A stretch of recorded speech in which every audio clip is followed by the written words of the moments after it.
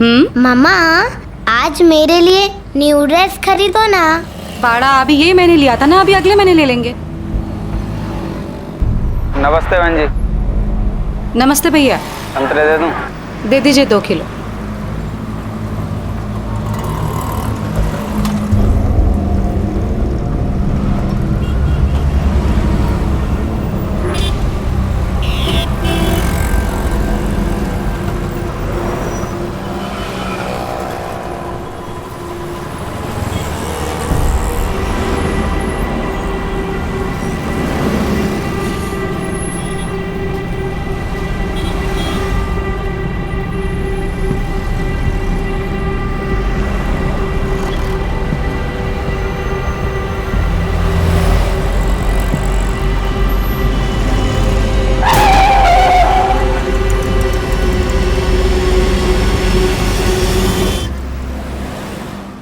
कहते हैं कि दुनिया में सबसे गहरा रिश्ता माँ और बेटी का होता है। वो माँ ही होती है जो बेटी के बोलने से पहले ही उसके मन की बात को महसूस कर लेती है। वो माँ ही होती है जो बेटी के जन्म से लेकर उसके उम्र के हर पड़ाव में ये कोशिश करती है कि उसकी बेटी सुरक्षित रहे, सुखी रहे। और वो बेटी ही होती है जो आंख मूंद कर ये विश्वास करती है कि हर मुसीबत में माँ उसकी ढाल बनकर रहेगी।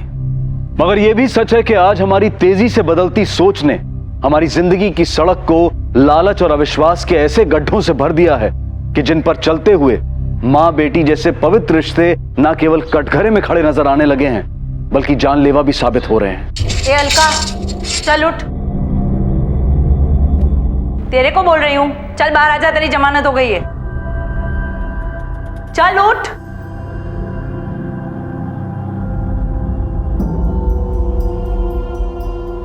चल चल।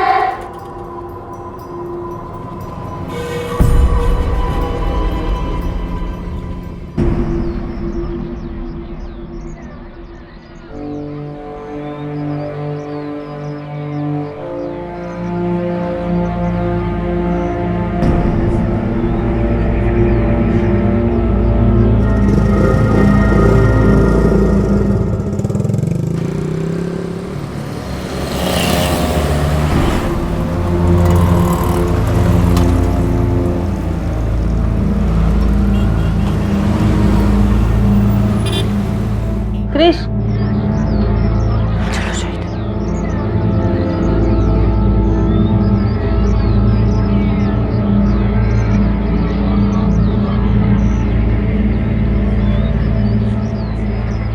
देखो इतना सब कुछ होने के बाद आराम से घूम रही है उसके साथ।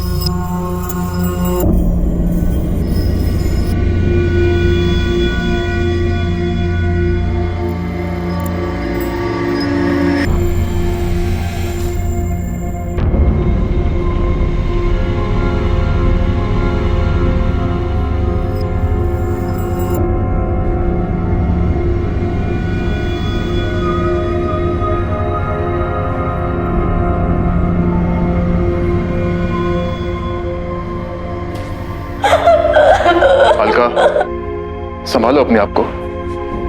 जो हो गया सो हो गया। ये समय है कि हमको अपनी लाइफ दोबारा शुरू करनी चाहिए। मैंने एक वकील से बात की है, उसने कहा है कि वो ये केस खत्म करवा देगा। महाराष्ट्र में मुंबई के पास पालम गांव में रहने वाली अलका के पति विमलेश की 1 साल पहले मौत हो चुकी थी और वो अपनी 6 साल की बेटी रितिका के साथ उसी घर में रह रही थी। लेकिन अब जो उसके साथ हो रहा था वो हैरान कर देने वाला था। उसने ऐसा क्या गुनाह कर दिया था कि हर कोई उससे नफरत कर रहा था, या फिर वो किसी साजिश की शिकार थी, या फिर जाने अनजाने में सच में उससे कोई अपराध हो गया था। वजह जो भी हो, लेकिन इतना तो साफ था कि एक मासूम बच्ची की मौत हुई थी और उसके बाद कई सवाल उठ खड़े हुए थे और सबसे बड़ा सवाल माँ बेटी के रिश्ते पर था। लेकिन जो सच था वो इन सवालों के पीछे सिसक रहा था। आखिर क्या था वो कड़वा सच?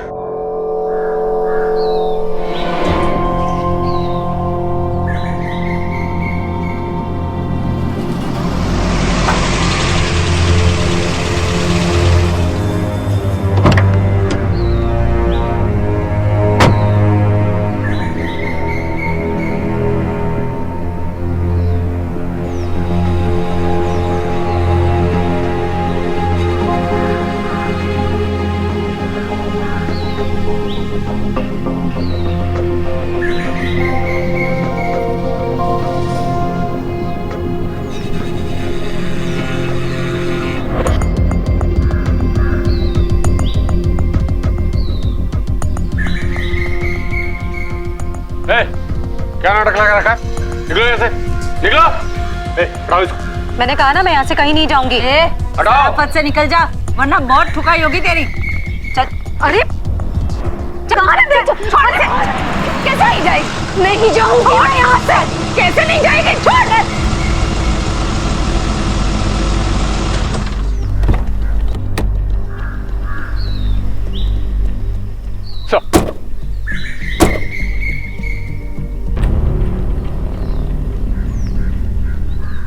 यादव सर, कौन है औरत?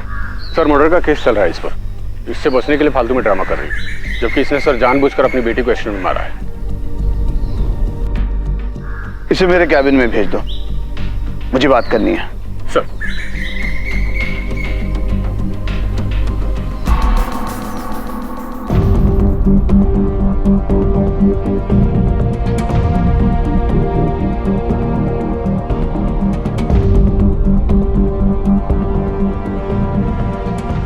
सर, सब इंस्पेक्टर जाधव ने मुझ पर हत्या का झूठा आरोप लगाया है।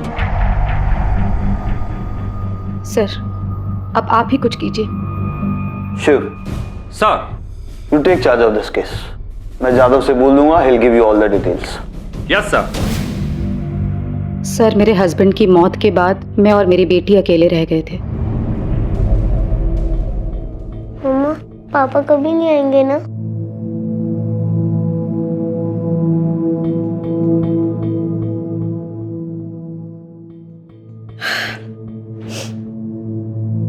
पापा नहीं आएंगे तो क्या हुआ? मम्मा है ना, वो तुझे रोज स्कूल लेके जाएगी, घुमाने लेके जाएगी और फिर जल्दी से ना बड़ी होके बड़ी अफसर बनना। मम्मा को शॉपिंग पे लेके जाएगी ना फिर।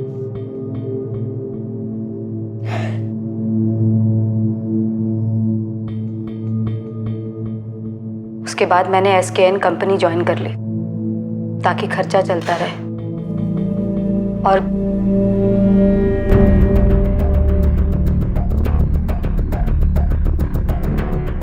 ड्यूटी पे जाते वक्त मैं अपनी बेटी को स्कूल छोड़ते हुए जाती थी। सर, मंगल नगर में 2 ग्रुप में लफड़ा हो गया, 1-2 को चाकू भी लगा है। सर, प्लीज आप मेरे साथ चलिए।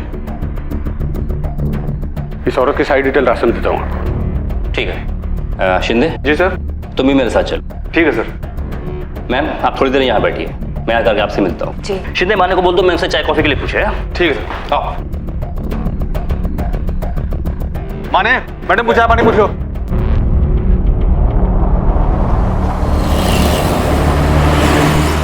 जाधव, एक बात बताओ, तुमने इस औरत के खिलाफ केस क्यों बनाया? सर, क्योंकि इन्वेस्टिगेशन में ही मैं कंफर्म हो गया था कि जिस एक्सीडेंट में इसकी बच्ची की मौत हुई है वो इसने कैसे किया है।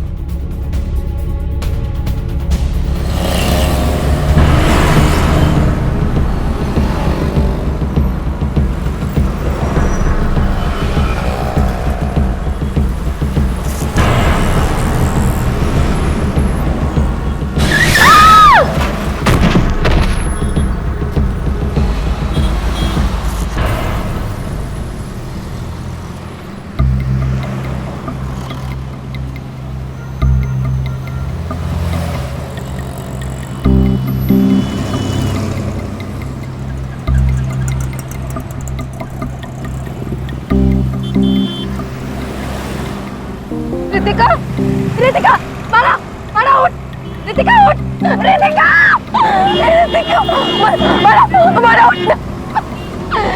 सर सड़क पूरे 30 फीट चौड़ी है और आगे से जो सिग्नल था वहां से बच्चे के स्कूल जाने के लिए अलका को राइट की तरफ मुड़ना था, लेकिन ऐसा करने के बजाय अलका ने अपनी स्कूटी की रफ्तार अचानक तेज करते हुए लेफ्ट की तरफ टर्न किया।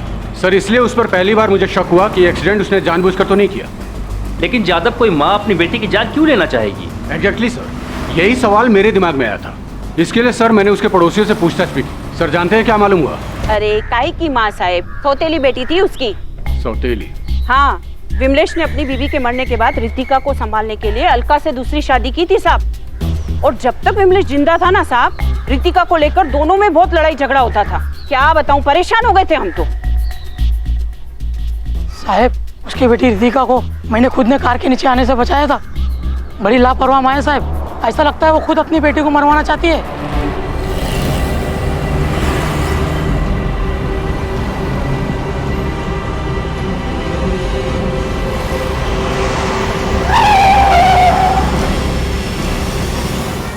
सर उसकी एक पड़ोसन बता रही थी कि 1 साल पहले उसकी पति की मौत हो गई थी। कुछ टाइम तक तो ये औरत ठीक रही, लेकिन कुछ महीने पहले से ऋषभ नाम का एक जवान लौंडा उसकी लाइफ में आ गया है। उसी के साथ चक्कर चल रहा है सर, काफी उठना बैठना है उसके साथ।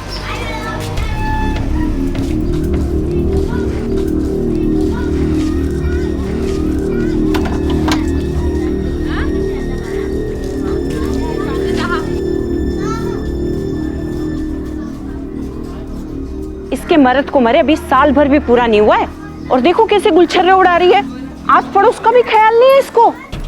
सर मेरे को तो पूरा शक है कि अपनी बॉयफ्रेंड की लाइन क्लियर करने के लिए इस लड़की ने ही अपनी सौतेली बेटी को रास्ते से हटाया। आपने पुलिस से यह बात क्यों छुपाई कि रितिका आपकी सगी बेटी नहीं सौतेली बेटी थी?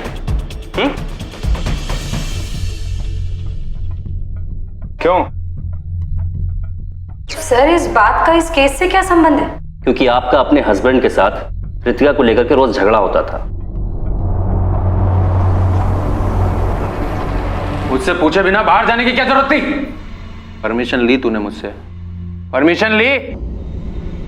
इकड़ा इकड़ा, तेरे को बोला इधर आ तो इधर आने का। चली गई। मम्मी अहो, ये क्या करते तुम्ही? शर्म नहीं आती है तुम्हें? ए अलका, चुप। तूने पैदा नहीं किया इसको, ये मेरी बेटी है। समझ में आई तेरे? चल। रितिका चल बेटा अंदर चल, मरने कैसे?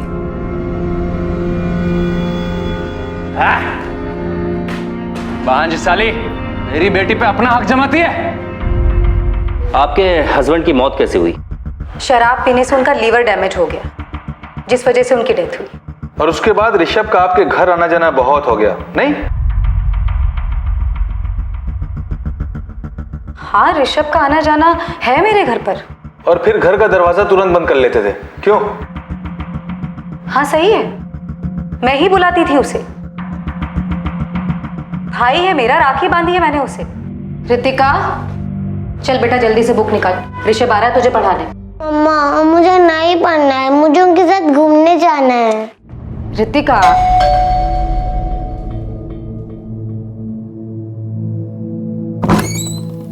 ऋषभ आओ।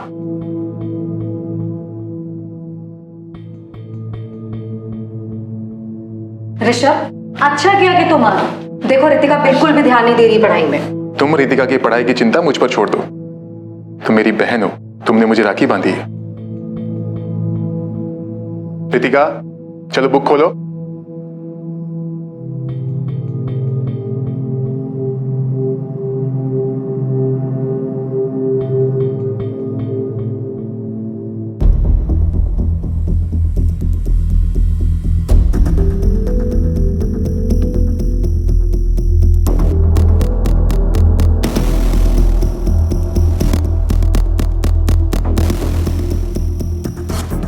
एक्सीडेंट वाली जगह पर सिग्नल के बाद आपकी बेटी का स्कूल सड़क के राइट हैंड साइड में है, फिर आप अचानक लेफ्ट हैंड साइड में क्यों मुड़ी थी?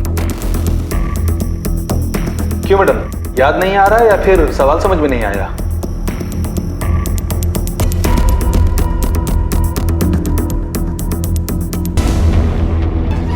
चल बड़ा, चल चल चल।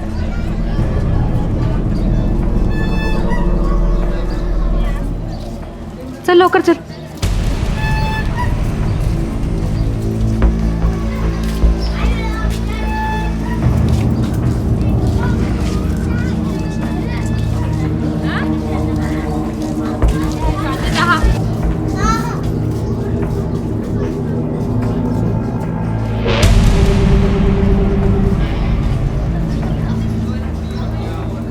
अगर मुझे आगे बैठना है। तू पीछे बैठना, 6 साल की हो गई है, मुझे चलाने में दिक्कत होती है आगे। पीछे बैठ, चल जल्दी।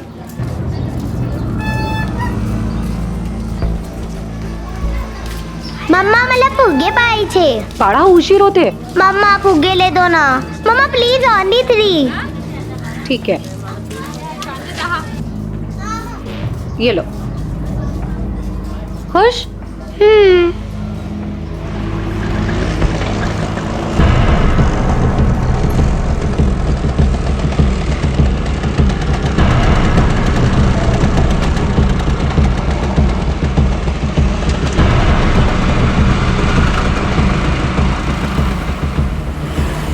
तो तू स्कूल लेकर जाएगी बलून अब? मम्मा आप बलून लेके चले जाना और शाम को लेके आना। अच्छा, मैं ऑफिस लेकर जाऊं तेरा ये बलून? हाँ, तो क्या हुआ? तो क्या हुआ शैतान? मम्मा मम्मा आइसक्रीम। हाँ? मम्मा प्लीज एक दिला दो ना मम्मा प्लीज। एक आइसक्रीम मैं कल नहीं, नहीं नहीं, खाऊंगी, तू- पक्का प्रॉमिस, सच्ची मुच्ची। हाँ ठीक है, रुक लेती खाली हूँ। एक खाऊंगी प्लीज। हाँ हाँ, एक खा लेना, रुक मैं लेती हूँ।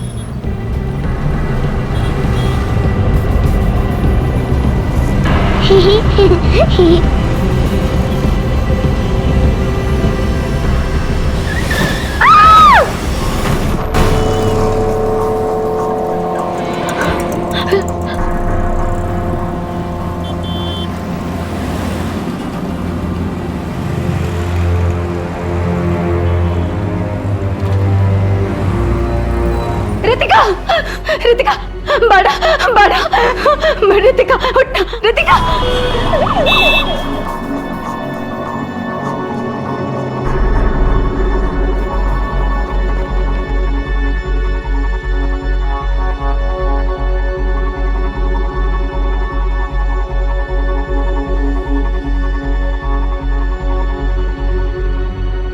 क्या हुआ डॉक्टर साहब?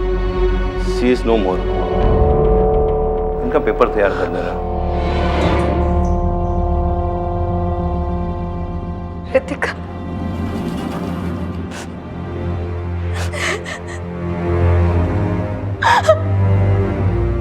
रितिका,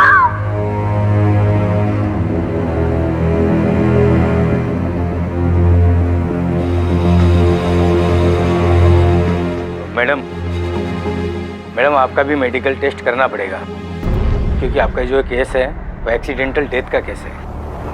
चलिए।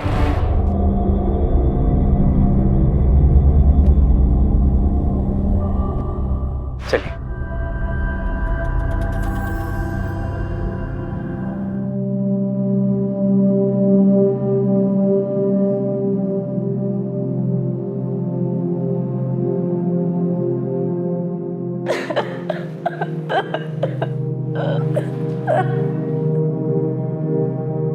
ये तो बदनसीबी है, कोई क्या कर सकता है। ये बदनसीबी नहीं है, हत्या हुई है,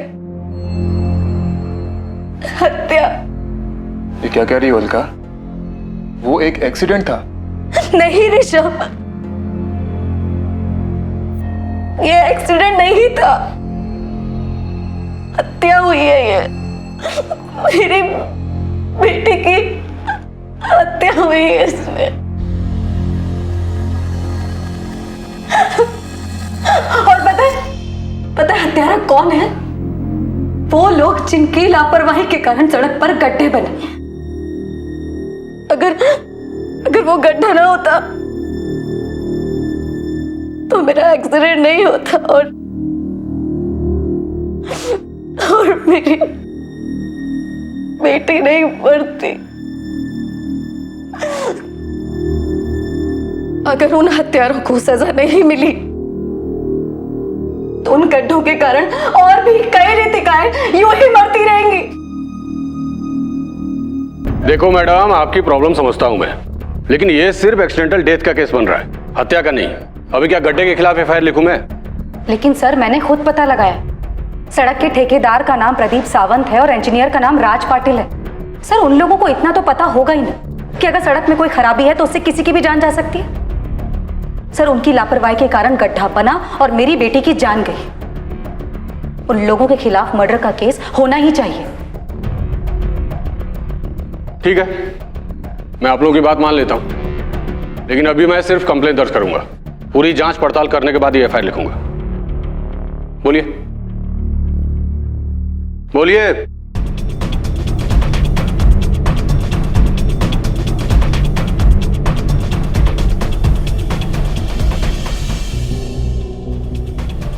और उस दिन के बाद इस थाने के मैंने कई चक्कर काटे। हर दूसरे दिन आकर मैं यही पूछती थी कि उस ठेकेदार प्रदीप सावंत और राज पाटिल के खिलाफ कोई कार्रवाई हुई या नहीं, लेकिन हर बार मुझे यही जवाब मिला सर कि जांच चल रही है। और उसके 1 महीने बाद वो हुआ जो कोई सोच भी नहीं सकता। ले जा इसको। तुम लोग क्या कर रहे हो? हाँ, क्यों पकड़ के रखा है मुझे? क्या किया मैंने? क्या कसूर है मेरा? कोई बताएगा मुझे? ओ मैडम, जांच चेकिंग नहीं, तुमने एक्सीडेंट जानबूझकर किया है, इसके लिए लेके जा रहे हैं। क्या बकवास कर रहे हैं साहब? मैं ऐसा क्यों करूंगी? अपनी बेटी को क्यों मारूंगी मैं? मैडम, सड़क का एक तरफ का चौड़ाई 30 फीट है और वो गड्ढा सिर्फ 3 फीट चौड़ा और 2 इंच गहरा है। तेरे को छोटा सा गड्ढा दिखा और बाकी का 27 फीट सड़क नहीं दिखा। तू साइड से जा सकती थी ना, लेकिन तेरे को ऐसा करना ही नहीं था। तूने जानबूझकर अपनी स्कूटी गड्ढे में डाली ताकि तू अपनी सौतेली बेटी से छुटकारा पाकर अपने उस बॉयफ्रेंड ऋषभ के साथ शादी बना सके। चक्कर चल रहा है तेरा? ले जा इसको गाड़ी में। साहब मेरी बात सुनो साहब, ये सच नहीं है साहब, मुझे छोड़ो साहब। साहब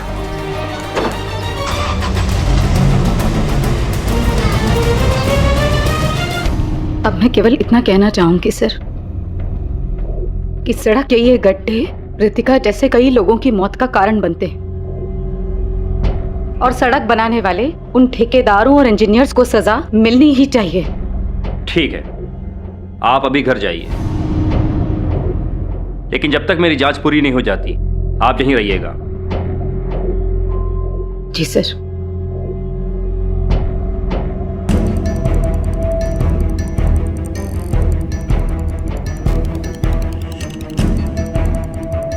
सर, मुझे तो अब इन दोनों की बातें सही लग रही हैं। ये तो जांच होने के बाद ही पता चलेगा कि कौन झूठ बोल रहा है। देखते हैं।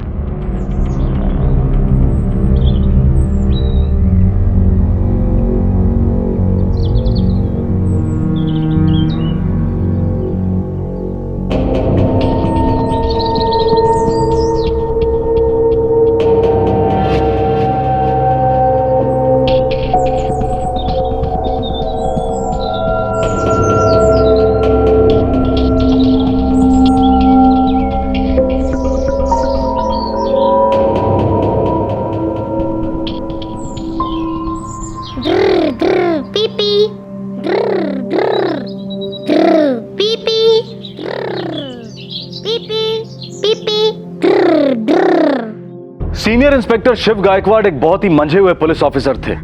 उन्होंने पहले जांच कर रहे सब इंस्पेक्टर जाधव और अलका दोनों से बात की थी और वो अच्छी तरह से जानते थे कि सच और झूठ की पहचान तथ्यों को परखने के बाद होती है। लेकिन कई बार ऐसा भी होता है कि सच उससे बिल्कुल उल्टा होता है जैसा हम सोच रहे होते हैं। लेकिन साथ ही यह भी एक बहुत बड़ा सच है कि हमारे देश का कानून भावनाओं पर नहीं बल्कि परखे गए सबूतों पर यकीन करता है। इसलिए सीनियर इंस्पेक्टर गायकवाड़ को अब अपराधी के खिलाफ सबूत भी इकट्ठे करने थे और इसी बात को ध्यान में रखते हुए उन्होंने इस केस की दोबारा से जांच शुरू की।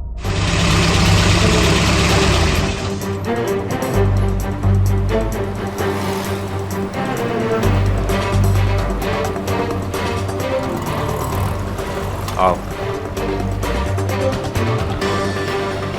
हाँ साहब, स्कूल जाते समय बच्ची यहाँ से आइसक्रीम खाई थी और वहाँ पर उनका एक्सीडेंट हुआ।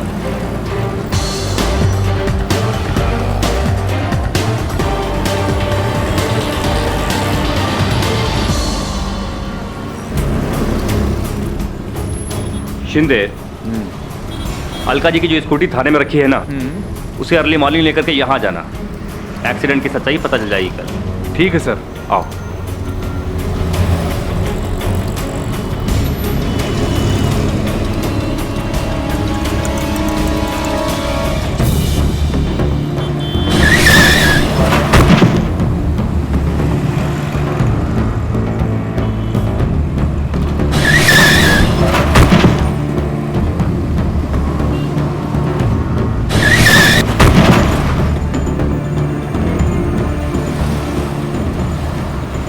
शिंदे जी सर। यहाँ से एक जमीन का टुकड़ा खोदकर लैब भेज देना, ताकि पता तो चले कि रोड बनाते समय कोई लापरवाही हुई है या नहीं। और हाँ, साथ में एक्सीडेंट के बाद अलका का मेडिकल टेस्ट कराने वाले उस कांस्टेबल से भी पूछताछ करो। ठीक है सर।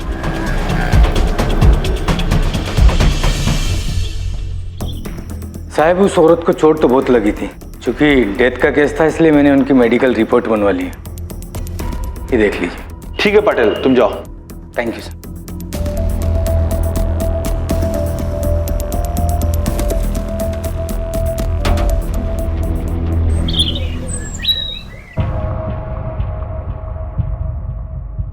सर, जाधव की जांच में बहुत गड़बड़ी है। ये देखिए सर, जिस समय एक्सीडेंट हुआ था वो करीब दिन के 11 बजे का समय था।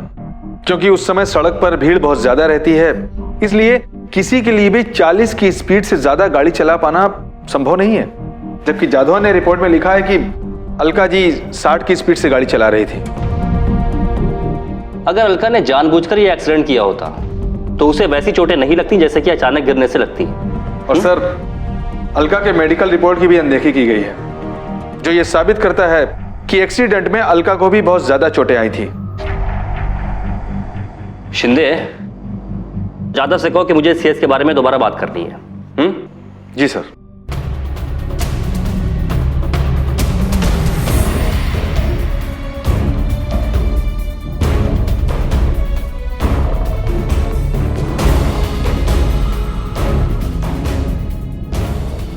जाधव, ये जहर है, पीजिए इसे। लेकिन सर, मुझे पता है कि इसको पीने से तुम मर सकते हो।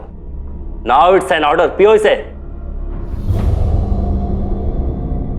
जाधव, अगर अनजाने में मैंने तुम्हें यह जहर दिया होता तो ये एक एक्सीडेंट होता।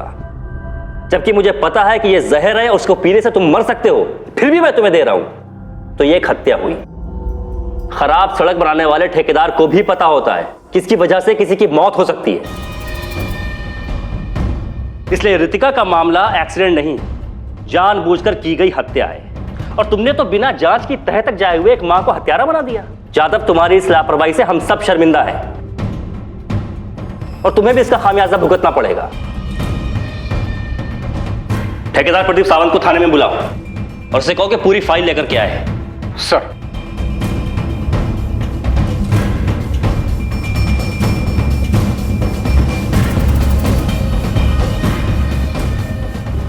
सर, पता चला कि इनका एक फ्लैट अंधेरी में भी है, 2 भाई खल्ला में भी हैं। हाँ साहब, बात तो बराबर है। कौन से ग्रेड के ठेकेदार हैं ये? बी ग्रेड के। आप 3 साल से बी ग्रेड के ठेकेदार हैं और सरकारी ठेके में आपको इतनी जल्दी इतना मुनाफा हो गया। सड़क बनाते समय आपने जो मटेरियल यूज किया है उसके बिल और सरकारी इंजीनियर से उसके अप्रूवल के पेपर सब इसमें है ना? हाँ साहब, सब इसमें है। लेकिन साहब, आप बोलो ना, करने का क्या है?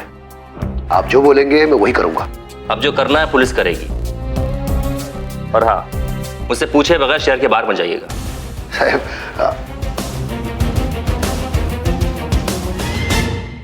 सड़क में बने हुए गड्ढे सिस्टम में पड़ चुके गड्ढों की गवाही हैं। ये कहना बहुत मुश्किल है कि सिस्टम में गड्ढे हैं या गड्ढों में system.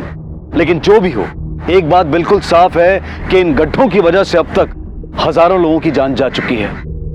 Ministry of road transport की एक रिपोर्ट के अनुसार हमारे देश में पिछले ही साल लगभग 4.5 लाख सड़क दुर्घटनाएं हुई और जिनमें तकरीबन 1,41,000 लोग मारे गए।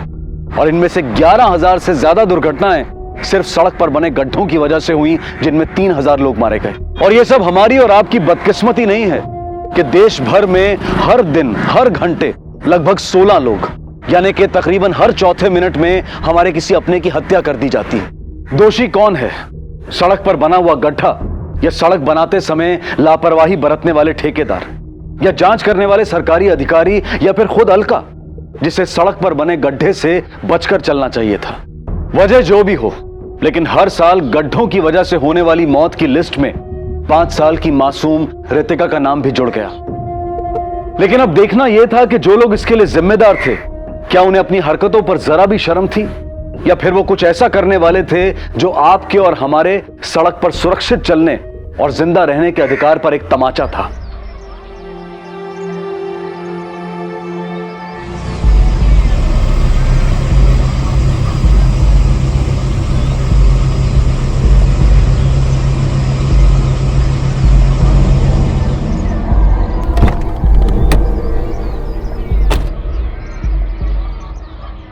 मैडम,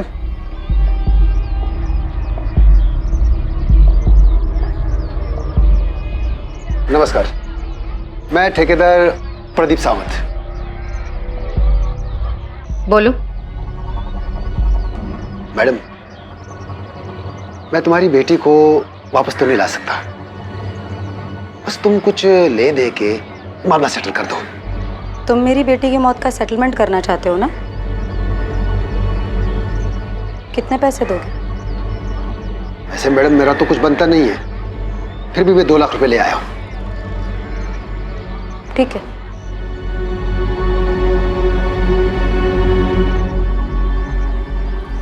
बस तुम ये लिख दो कि तुमको मुझसे कोई शिकायत नहीं है, बाकी मैं संभाल लूंगा।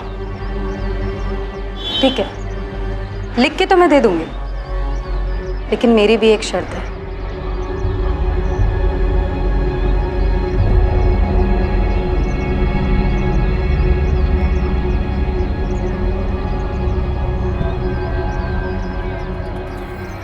$2.5 लाख तो हो जाएंगे ना? बराबर ना? तो मैं ये सब तुमको दे देती हूँ, बस तुम मेरी बेटी के जान के बदले में ना अपने किसी बच्चे की जान ले लो, मामला सेटल हो जाएगा। ज्यादा होशियारी दिखा रही है ना मेरे सामने? ठीक है, तुमको जो मर्जी है करना कर, मेरा कुछ नहीं उखाड़ समझी? पकड़। चल रे, चल। मिस्टर पाटिल, आपके रिपोर्ट के हिसाब से इस केस में जिस गड्ढे की बात हो रही है वो सड़क पर किसी भारी चीज के गिरने की वजह से ही बने हैं ना? हा? जी, मैंने खुद फाइल चेक की थी।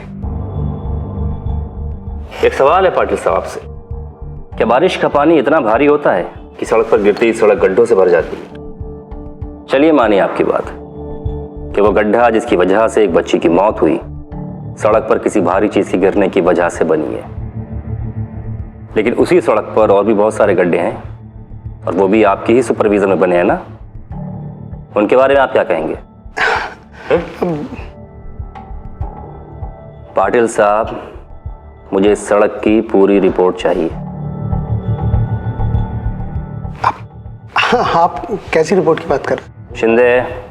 तो ठीक है इंजीनियर साहब, मैं एक काम करता हूं, मैं ये सारी फाइलें ले जाता हूं, इसकी जांच करता हूं, जो जरूरी नहीं होगी उसे वापस कर दूंगा। ठीक है? नहीं नहीं नहीं,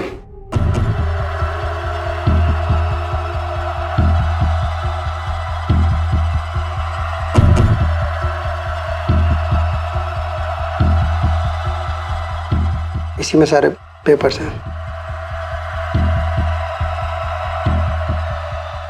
thank you. Thank you.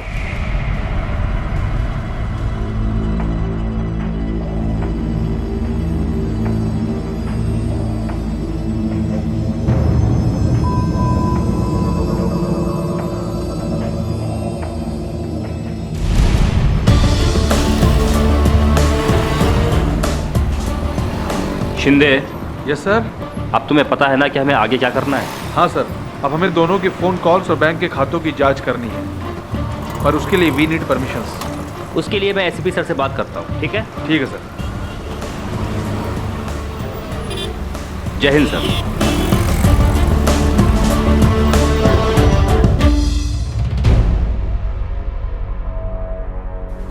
Sir सड़क का जो टुकड़ा हमने सैंपल के लिए लैब भेजा था उसकी रिपोर्ट आ गई है।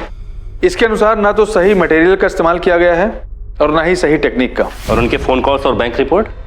सर उसकी जांच भी मैंने कर ली है। अगर ठेकेदार और इंजीनियर को सजा दिलवाना है तो यह सबूत अभी भी काफी नहीं है, और अगर इन सबूतों को लेकर के हम केस फाइल करते हैं तो उसे साबित करने में बहुत समय लग जाएगा। जैन सर। और सर ऐसा कैसे हो सकता है? सर मैंने पूरी जांच कर ली है, सभी के खिलाफ हमारे पास सारे सबूत हैं। ओके सर, जैसा आप चाहेंगे वैसा ही होगा। ठेकेदार प्रदीप सावंत और इंजीनियर राज पाटिल की सारी फाइलें लेकर के आओ। Okay sir.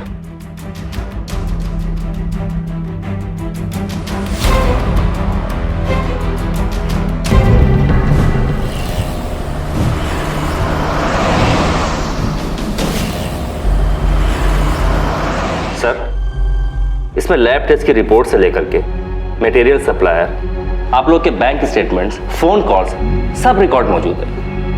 लेकिन सर आप लोगों ने ऊपर से कॉल करा करके मेरी सारी मेहनत पर पानी फिरवा दिया। साहिब, आपको आपकी मेहनत का पूरा फल मिलेगा।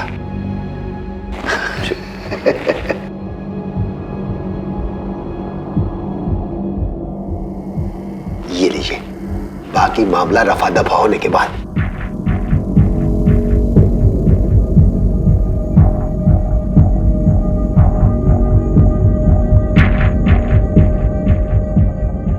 कहाँ तुम लोग, जल्दी करो ना, आओ ना।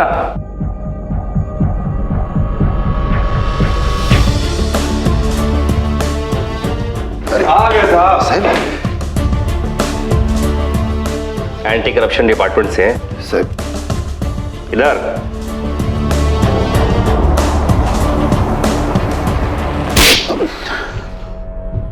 एसीपी कदम साहब के कहने से हमने ये सब किया ताकि तुम लोगों को रंगे हाथ पकड़ सके। लेके चलो इन्हें। चलो आ जाओ। आइए इंजीनियर साहब, आइए। आप अच्छा नहीं कर रहे हैं आप, देखिए। अच्छा,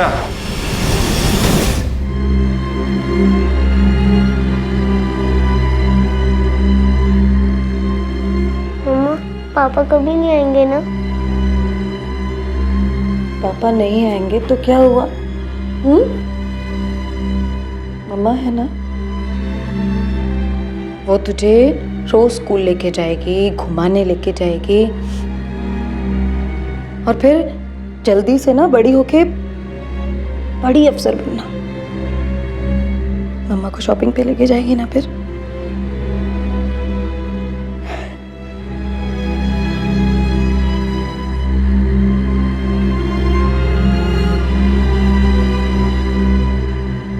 सारी जांच के बाद अलका पर लगे हुए सभी आरोपों को हटा दिया गया, मगर अलका के दिल पर लगे हुए जख्म अभी तक नहीं भरे हैं। वो आज भी हम सबसे सवाल करती है कि क्या मां और बेटी का रिश्ता सिर्फ बेटी को जन्म देने से ही जुड़ता है?